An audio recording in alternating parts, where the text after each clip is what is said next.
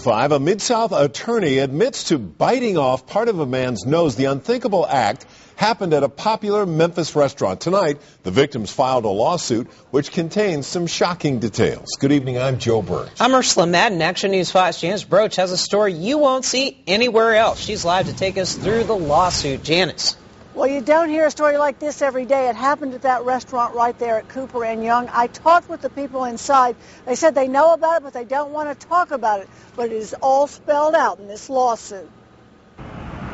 The incident happened in June here at Dish Restaurant and Bar in Cooper Young. According to this lawsuit filed by Greg Herbers, a hairstylist seen in this picture before the incident, attorney Mark Lambert bit part of his nose off and swallowed it. The incident began in the bathroom when Herbers walked in and there was nowhere to use the restroom.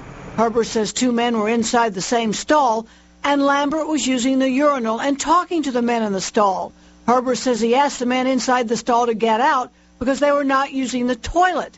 They refused, and Herbers, who is 5'9", claims Lambert, who is 5'6", started yelling obscenities at him and acted threatening. Then Herbers says Lambert pushed and grabbed him and then bit off part of his nose. I talked with Mark Lambert on the phone. He told me it was self-defense. He said for some reason Herbers went berserk. He did admit biting part of his nose off, but he said he didn't swallow it, he spit it out. Herbers says Lambert and the men in the stall ran off. Herbers called police and then went to the hospital by ambulance, according to the lawsuit. The police report says Herbers' entire left nostril was missing. The report says a friend drove Herbers to the hospital. Herbers claims in his complaint he suffered permanent disfigurement to his nose and face and will need plastic surgery and possibly a prosthetic nose.